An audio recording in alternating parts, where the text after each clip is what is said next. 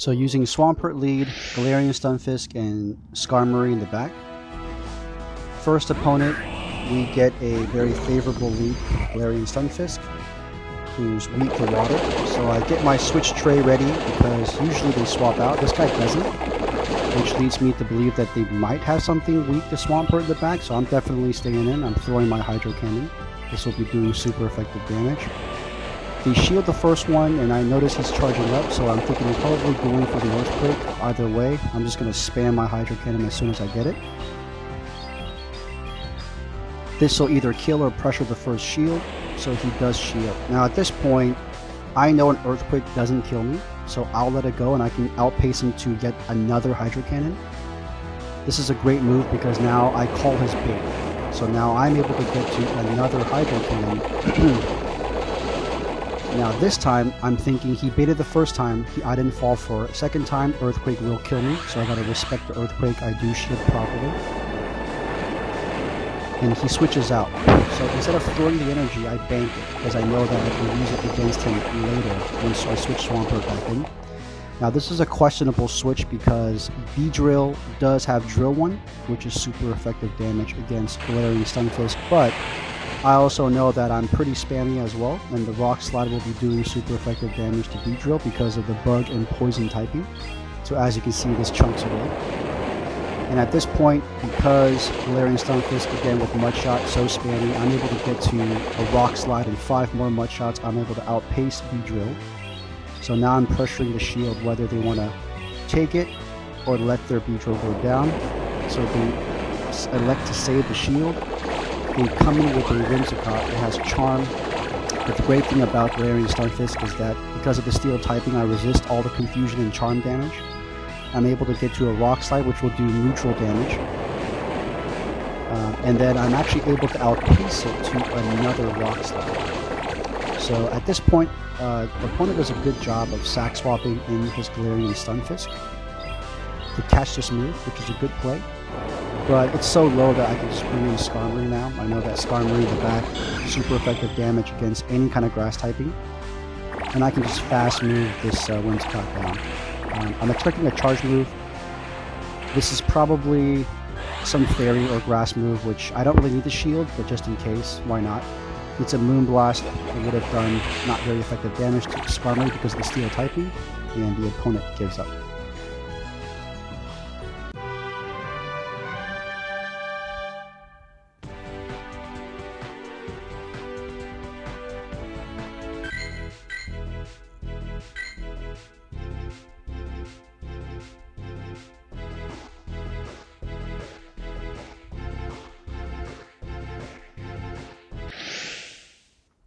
So second matchup, it's a mirror match. Anytime you see a mirror match, you want to immediately look at the CP and see who's higher. Typically, that's a giveaway on who's going to win CMP tie. My opponent has a weaker Swampert, so I noticed that he did 4 Mud Shots and he swapped to catch his Hydro Cannon on his Altaria, probably because he knew he was going to lose the CMP tie anyways.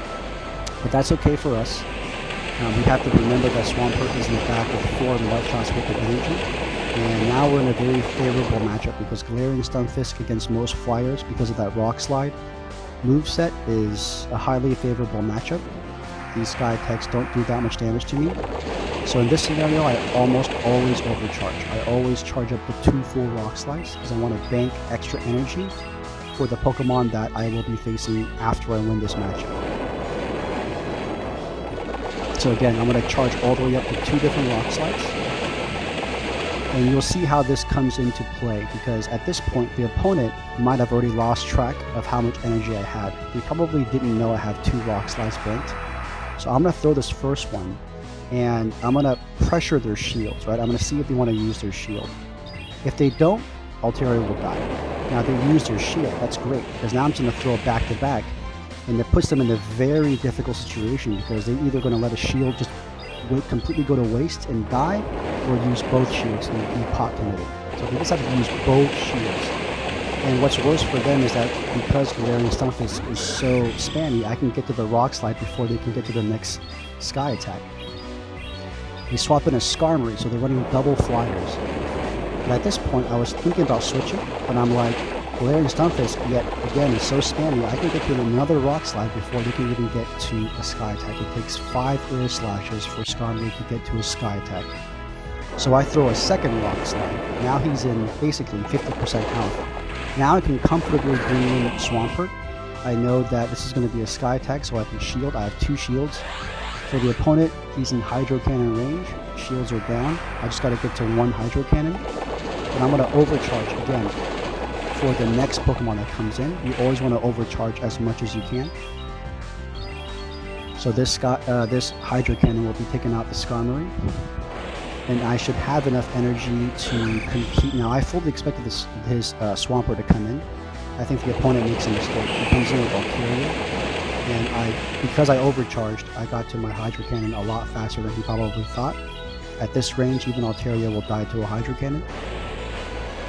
Now his Swampert's coming in. He has 4 Mud Shots worth of energy. So he basically did 1 more Mud Shot and threw a Hydro Cannon. Now at this point, I'm going to let Swampert go down. I know he's out of energy. So I come in with Skarmory and I'm counting his Mud Shots. It takes 5 Mud Shots to get to the Hydro Cannon. 2, 4, 5. And I swap into Galarian Stunfisk to catch his Hydro Cannon. This is, more of an advanced technique. You can basically use your almost dead Pokemon as a 3rd shield. And now I'm sitting in pretty good position because I know that his next Hydro Cannon I can shield. And he's going to need to get to 2 more Hydro Cannons just to take me out, which I know he's not going to be able to get to in time. So I'm able to safely get to the Brave Bird, and this is GG's.